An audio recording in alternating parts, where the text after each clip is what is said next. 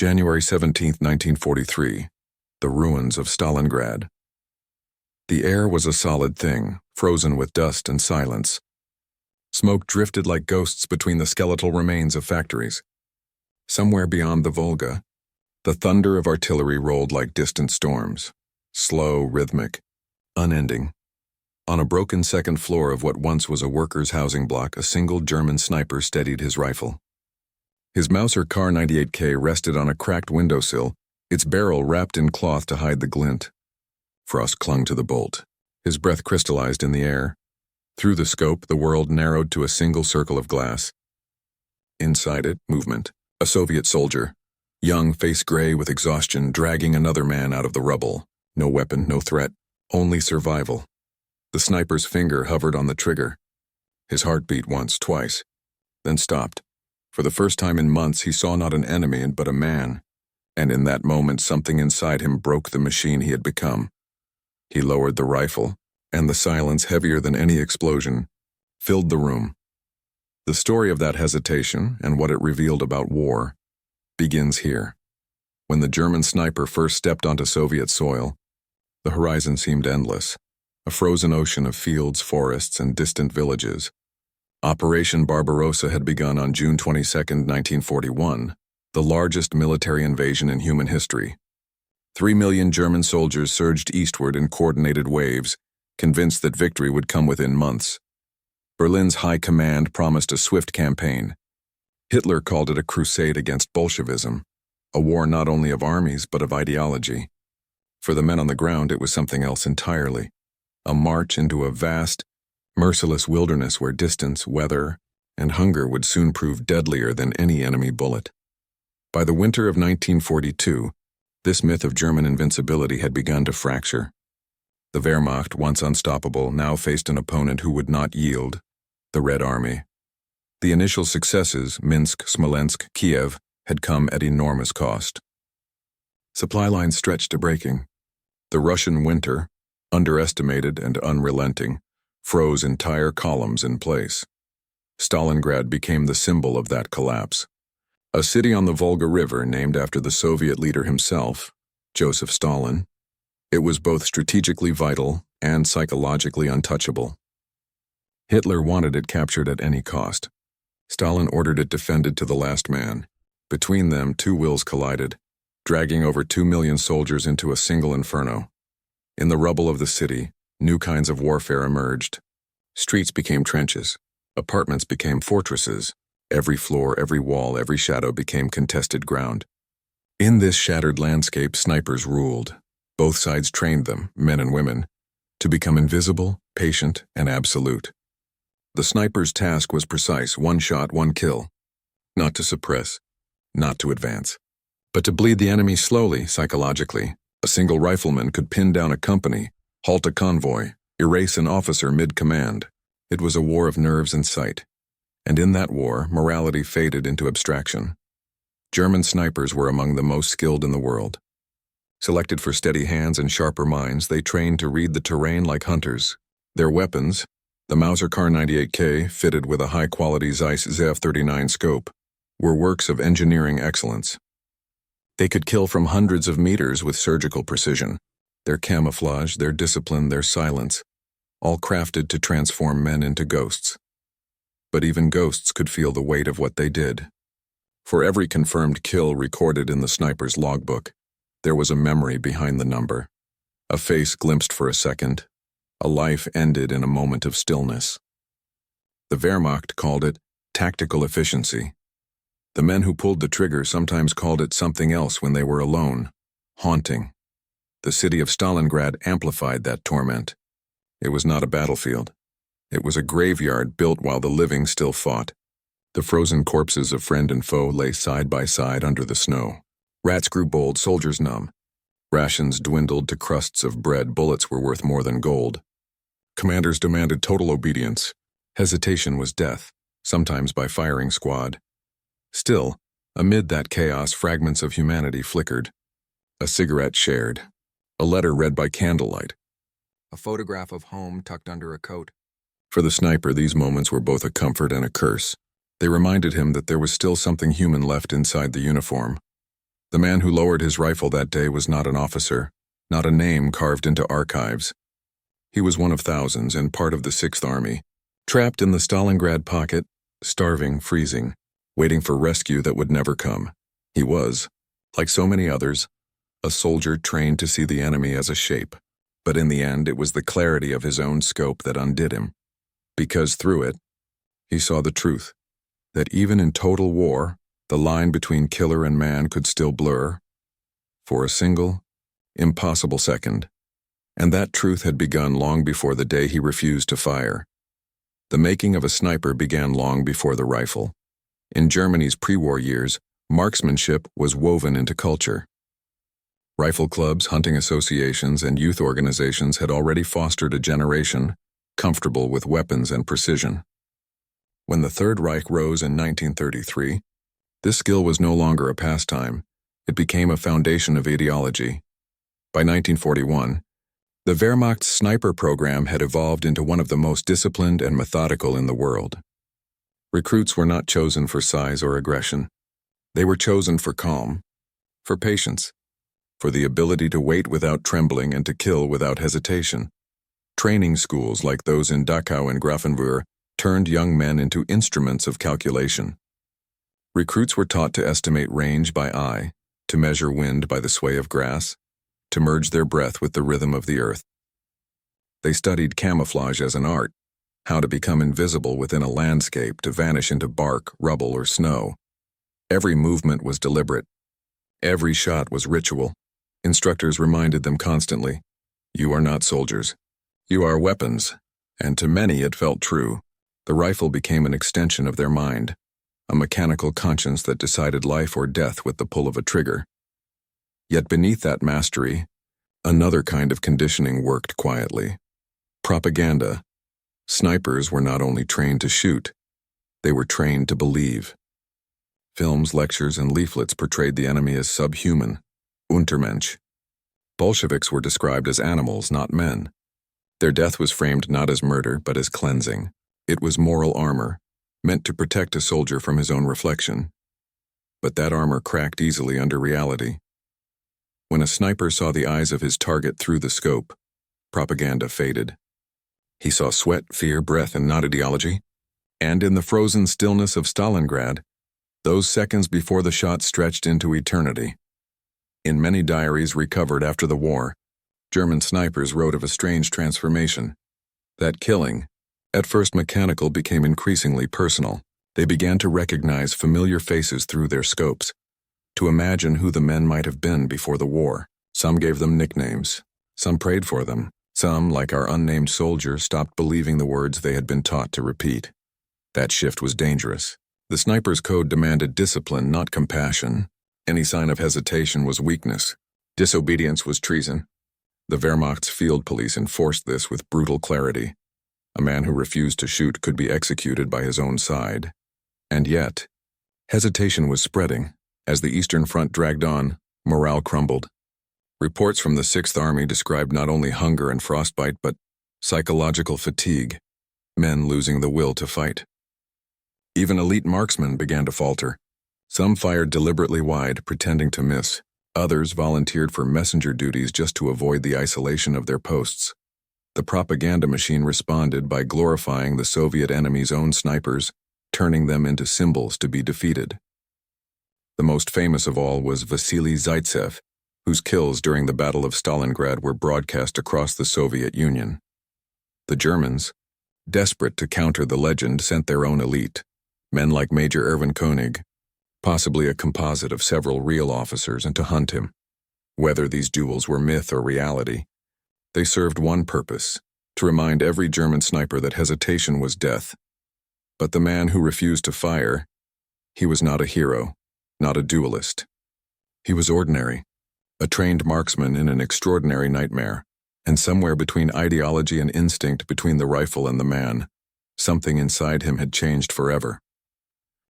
That transformation, the collapse of the obedient soldier into the conscious human, would define the heart of his story. Because to understand why he lowered his rifle, we must see the war not only through history's lens, but through his scope. A sniper's war was unlike any other. For the infantryman, war was chaos, shouting, smoke, the roar of tanks, the deafening blast of artillery. For the sniper, it was silence, long suffocating silence. He fought in stillness, hunted in solitude, and waited in hours that never seemed to end. Each mission began the same way, crawling into position before dawn, carrying a rifle, a handful of cartridges, and a ration barely worth the name. Once hidden, he would remain motionless for 6, sometimes 10 hours, in snow, mud, or rubble. Every muscle stiffened, every breath measured. To move was to die. That isolation broke something inside men. It magnified thought. Without the noise of the battlefield, the mind filled the void, with memory, doubt, fear. Snipers began to think of home, of families they hadn't written to in months, of the faces behind every shot they took. Unlike machine gunners or artillerymen, the sniper saw his target die. Through the scope, every pull of the trigger was intimate. He could see the moment the life left the eyes. Many described it as a paradox, the most clinical act and yet the most personal. In letters intercepted by sensors and later archived, some snipers wrote of dreams that returned night after night. The face of a man magnified in glass, frozen forever in that final moment. Others felt nothing at all. Numbness replaced conscience. They became what they were trained to be, efficient, detached, hollow. The German army encouraged this state. Instructors called it operational composure. Psychologists later called it moral dissociation. But war has a way of stripping all armor. Hunger, cold, and loss peeled away discipline until what was left was something raw and unpredictable. The sniper who refused to fire was not defiant at first. He was exhausted. He had seen too much death through the lens, too much waste. In that instant, when he saw a man helping another instead of fighting, his training met its limit. That moment of hesitation was not a breakdown, it was clarity. He understood what most soldiers avoided thinking, that killing wasn't courage. It was compliance, and for the first time, he chose not to comply. The tactical angle. Precision in a ruined world. Sniper warfare in Stalingrad was a science born out of ruin. The city's destruction turned every wall into a vantage point, every crater into a hide. Streets that once led to factories now became no-man's land corridors watched by unseen eyes. Both the Wehrmacht and the Red Army turned to snipers to control these fragments of territory, to deny movement, to terrorize, to dominate with fear more than firepower. German snipers were methodical. They used range cards, carefully noting distances to key landmarks, a chimney, a burnt-out tram, a tree stump. They measured angles, marked wind patterns, and memorized escape routes. Their rifles, the Mauser Karabiner 98K, chambered in 7.92 mm, could deliver fatal accuracy up to 800 meters. Fitted with Zeiss or Ajax 4X scopes, they represented some of the finest optical engineering of the era.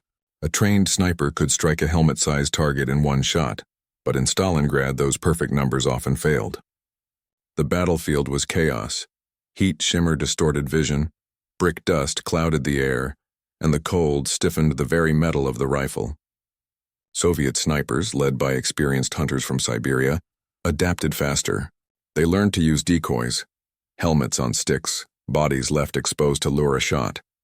They worked in pairs, one spotting, one firing, always changing position. The Germans soon followed. Every duel was a game of patience measured in lives. A sniper could wait 2 days for one shot, or die in seconds for the wrong movement. The tactical war of the scope became psychological warfare.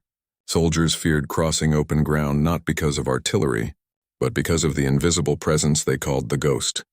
To counter the fear, propaganda elevated snipers into mythical figures, saviors of the front. Magazines like Signal and Die Wehrmacht published stories of their kills, their heroism, their precision. But those who lived the reality knew the truth. It was not heroism. It was survival through stillness and silence. Every pull of the bolt was a reminder that precision had become personal. The same lens that made killing efficient also made it intimate. The more perfect the weapon became, the more human the hesitation felt. And for the man in the ruins of Stalingrad, whose finger stopped on the trigger, that precision, that clear vision, revealed something his superiors could never see. Through the finest glass German engineering could offer, he saw not victory, but futility. In the German military machine, obedience was sacred, Discipline formed the spine of the Wehrmacht, a culture where command flowed downward like gravity, unquestioned and absolute. Orders were not debated. They were executed. The entire hierarchy depended on the belief that hesitation was weakness, and weakness was treason. For snipers, that hierarchy took on a different shape. They operated alone, but were still bound by unseen chains of command. Each shot fired, each confirmed kill was tallied and reported. Officers used those numbers as proof of efficiency, as statistics to justify strategies that no longer made sense. By late 1942, Field Marshal Friedrich Paulus, commander of the Sixth Army, was trapped in Stalingrad under Hitler's direct orders to hold the city to the last bullet. The leadership had turned desperation into doctrine. Men were dying from meters of rubble. From headquarters in Rastenburg, Hitler sent daily radio messages demanding fanatical resistance. In the field, that meant no retreat, no surrender, and no compassion. Snipers were instructed to prioritize officers, medics, and anyone carrying supplies, to bleed the Red Army through fear. But as the situation deteriorated, the chain of command began to fray. Communication lines were cut, units fragmented, and leadership became a voice over the radio, distant, abstract, and increasingly detached from reality.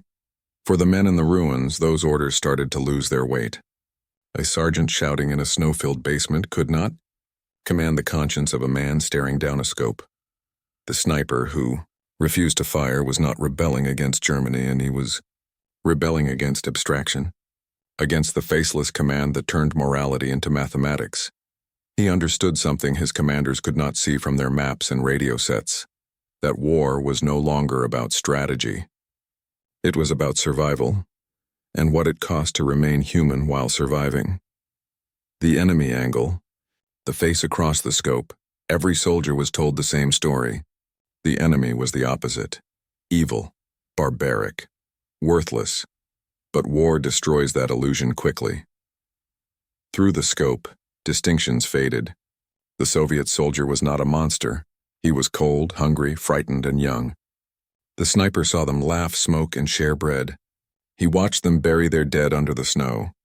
He watched one, barely older than a boy, risk his life to drag a wounded comrade out of range, the very moment that made him lower his rifle.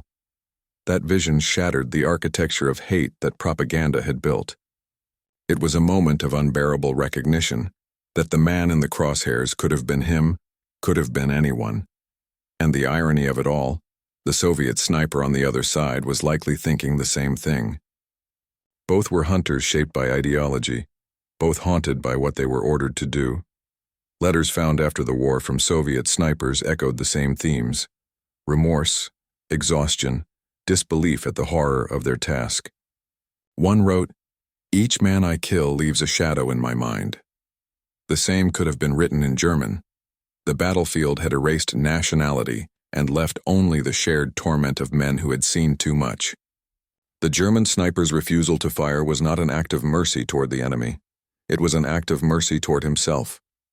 A final, desperate attempt to reclaim something that war had stolen.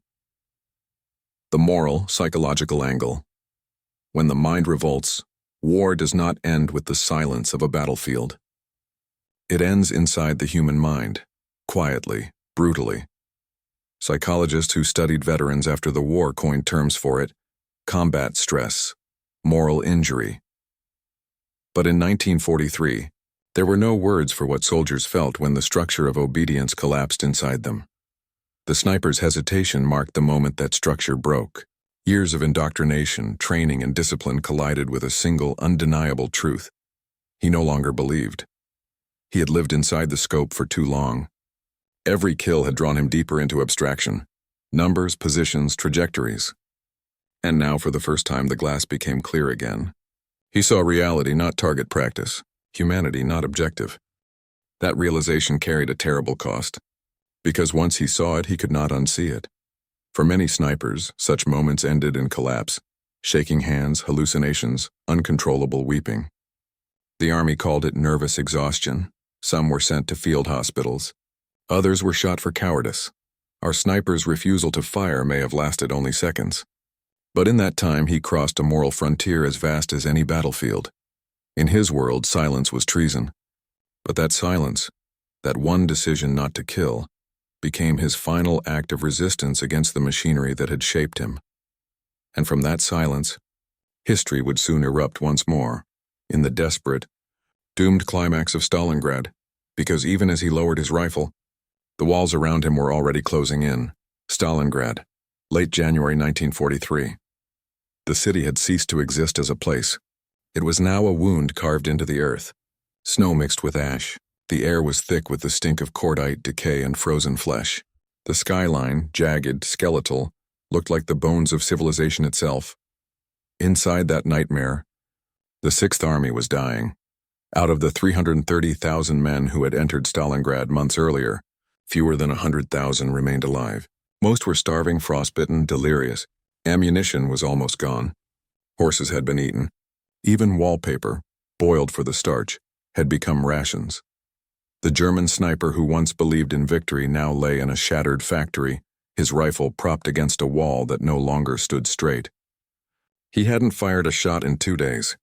There were no targets left and only survivors. He could hear them. His comrades coughing in the dark, the rasp of breath that sounded like wind through ruins. Every sound echoed in the hollow of his helmet. Above him, the Soviets closed in. The Red Army had retaken most of the city block by block. Their artillery rained constantly, precise, merciless. The sniper's unit, reduced to a handful, received a final transmission over the field radio. Hold your position.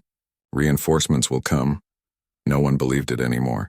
Reinforcements weren't coming. Not through the snow, not through the fire. Not through the encirclement that had sealed the Sixth Army in a ring of iron. At night, the sniper stared through his scope, though there was nothing to see, only snowflakes dancing in the distance. The crosshairs hovered over emptiness. Then, through the haze, movement. A figure, a Soviet soldier, perhaps a scout, perhaps a medic, crawling toward a fallen comrade. The sniper's finger tightened. Reflex. Years of training guided it before thought could interfere. But thought did interfere. The scope focused, the glass cleared, and what he saw was not war. He saw a man, barely 20, trying to lift another whose leg was gone. He saw pain, not threat, effort, not hatred, humanity, stripped bare by suffering. His breath fogged the lens. He blinked. The young man's face came into view again, blurred by snow. He couldn't do it. For a heartbeat, he tried to recall his training. Enemy movement. Neutralize, report. But another thought drowned it out. What difference would it make? The city was lost. The Sixth Army was dying. His nation's dream of domination was rotting in this pit of ice and blood. And here in his sights was a man who had done nothing but survive. He lowered the rifle. That motion felt heavier than any trigger pull he had ever made. The sound of his own breath became deafening. He waited for something, a shout, a command, a shot from behind. But nothing came. Only silence. The Soviet soldier disappeared into the ruins, dragging his comrade with him. Minutes passed. Then hours. The sniper remained still, rifle in his lap, hands shaking in the cold. His thoughts were fragments, memories of training halls, of slogans shouted by officers, of faces of those he'd killed. They collided and dissolved into a single realization. None of it mattered now. Outside, the artillery stopped. An eerie quiet settled over the city. The Germans called it the dead hour, the moment before assault. But this quiet was different. It was as if the war itself had paused to witness his act of refusal. For the first time since crossing the border into the Soviet Union, he felt something that had long been buried. Peace, thin and fragile as the frost clinging to his rifle. He knew it wouldn't last. He knew what came next. Word would spread through the unit, and that a sniper had disobeyed, had refused to fire. There were consequences for that. Severe ones, but in that frozen second he no longer cared. He had already crossed the point of no return. And outside, the sound of approaching boots, Soviet boots, began to echo through the factory. The last battle for Stalingrad was about to begin. The boots grew louder. Each step echoed through the hollow factory walls. A rhythm of inevitability. The German sniper, still holding his unfired rifle, pressed his back against the cold concrete. Around him, his comrades shifted nervously in the shadows. Gaunt faces, Hollow eyes, men who had long stopped speaking except in whispers. Someone muttered, "They're here." Moments later, the first explosion tore through the entrance. Dust rained down. Soviet infantry surged forward, automatic fire cutting through the dark.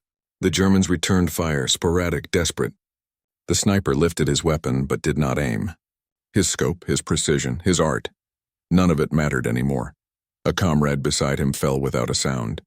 Another screamed for ammunition that no longer existed. The factory filled with smoke and screams.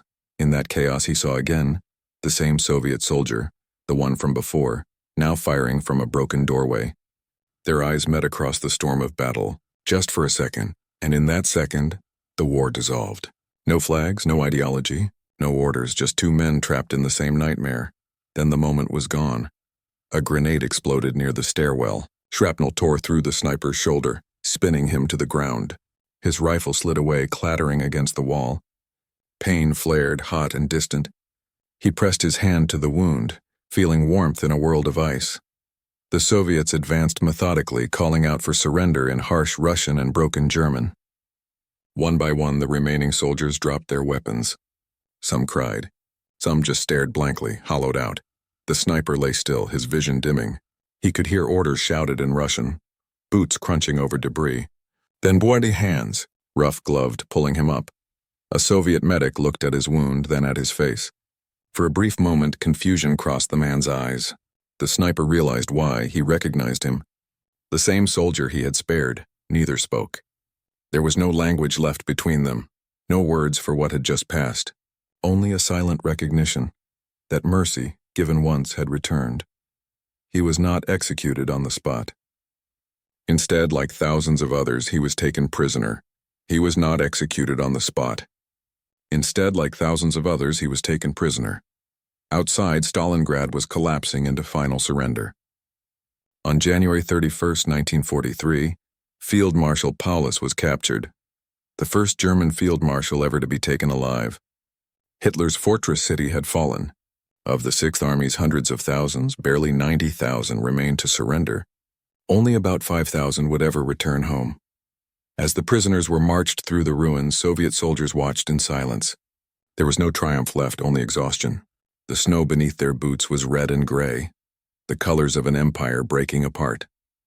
The sniper stumbled along the column, his arm bandaged, his rifle gone forever. Behind him, smoke rose from what was once Stalingrad. Ahead, the road stretched east, toward captivity, hunger, and the endless steppe. He didn't think of Germany, or victory, or punishment, only of that moment in the factory, the 1 second when he had lowered the rifle and chosen not to be what the war demanded he become. For that instant, in a war built entirely on obedience, he had been free. The Soviets led the prisoners through the shattered streets, past burned-out tanks, twisted rails, and the bodies of men who no longer had names. Snow began to fall again, soft and quiet, erasing footprints as fast as they were made. When night came, the column stopped near the river. The sniper looked back at the city one last time. In the distance, artillery flashed over the Volga, silent now to his ears. He realized that the war had not ended with surrender. It would go on, in memory, in guilt, in the dreams of those who survived. He would live to see captivity, to see comrades die of frostbite, starvation, disease. He would be one of the few who returned to Germany years later, a ghost among ruins. But even then, when asked what he remembered most about Stalingrad, he never spoke of the fighting. He spoke only of the moment he refused to fire, because that was when he understood what war truly was, not glory, not heroism, not victory, but the struggle to remain human when everything around you demands that you stop being one.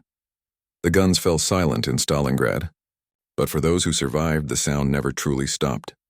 It lived on in memory, echoing like those boots in the ruined factory, growing quieter, fainter, until only silence remained.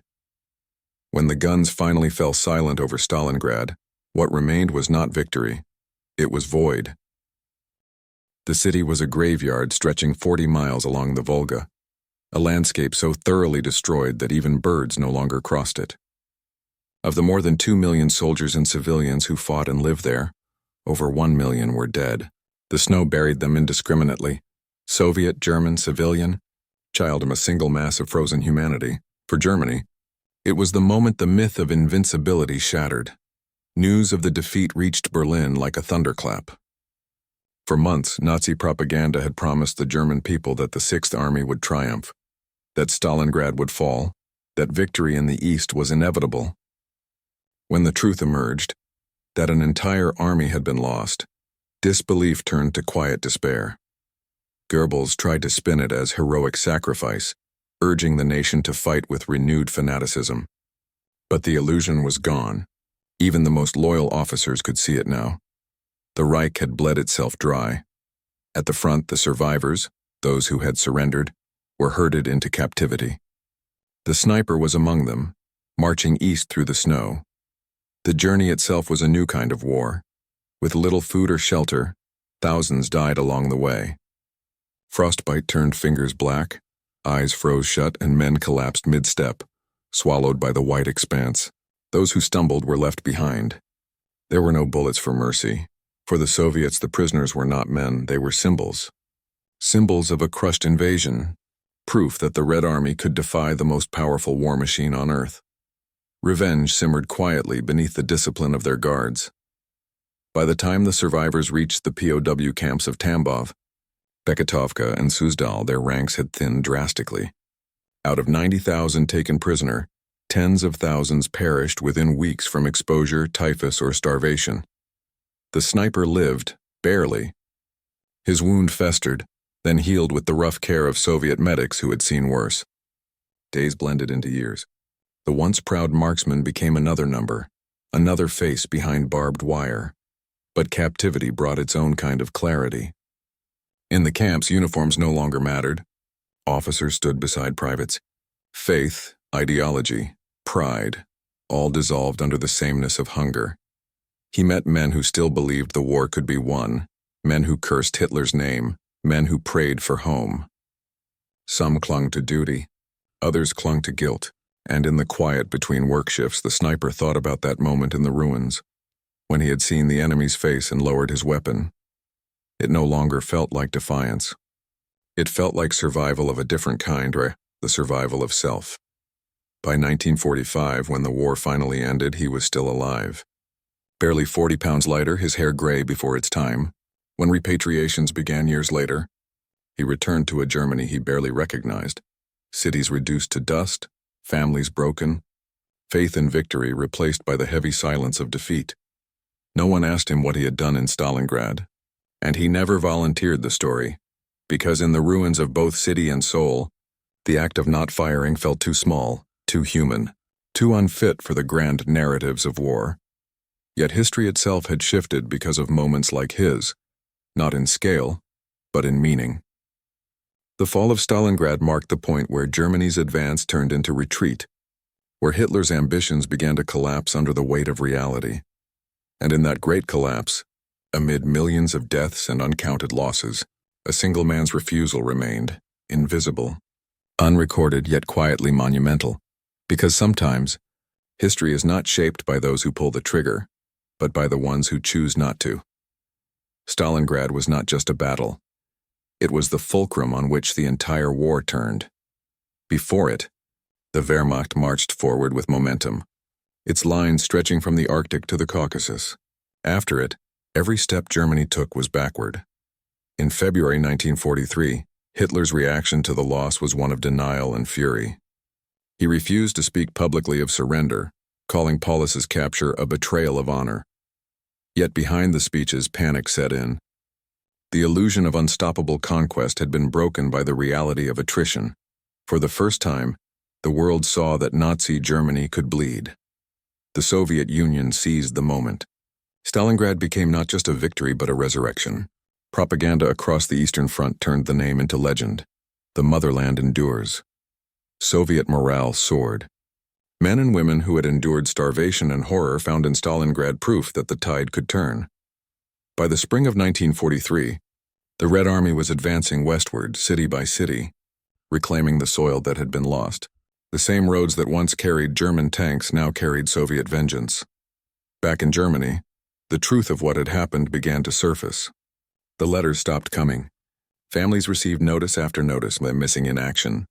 Presumed dead. Cemeteries filled faster than words could be carved on the stones. The propaganda machine tried to smother the grief with talk of heroism, the Stalingrad spirit. But for many, that phrase only deepened the wound. The Sixth Army had been annihilated. The men who had fought and died there became the silent proof of the futility of Hitler's war. Among those who returned years later, a strange fraternity formed, survivors of Stalingrad. They met quietly, spoke little, and carried the same haunted look. Eyes that had seen too much snow, too much fire, too much death. The sniper was one of them. He lived in a small town in post-war Germany, where factories now rebuilt what the bombs had destroyed. He worked as a machinist, silent, precise, hands still steady, eyes still sharp. But he never hunted again. He never touched a rifle. Neighbors said he was courteous, distant, polite. Only in rare moments of drink or fatigue did fragments surface. Words about the cold, the hunger, the silence of the scope. In the 1950s, as West Germany rebuilt and East Germany marched under Soviet banners, few spoke openly of conscience or guilt. Veterans were encouraged to forget, to move forward. But forgetting is not the same as peace. At night, the sniper dreamed of Stalingrad, not of the battle, but of the snow. The endless white where everything disappeared. And sometimes in those dreams he saw the young Soviet soldier again. Alive, walking through the ruins, turning to look at him, not accusingly, but as if to say, I remember too. That look stayed with him until his final years. Historians later called Stalingrad the beginning of the end for Nazi Germany. Militarily, it was the first irreversible defeat, the loss of an entire army, the destruction of strategic momentum, and the exposure of Hitler's madness to his own generals. Psychologically, it broke the faith that had driven millions to fight. But beyond strategy and numbers, Stalingrad left something deeper, a moral crater. It revealed what happens when ideology strips men of empathy, when obedience replaces thought, when humanity is trained out of existence. And yet, in that same hell, a single act, lowering a rifle, reminded history that conscience could still survive where nothing else did. The war would rage on for 2 more years. Cities would burn, armies would fall, and millions more would die.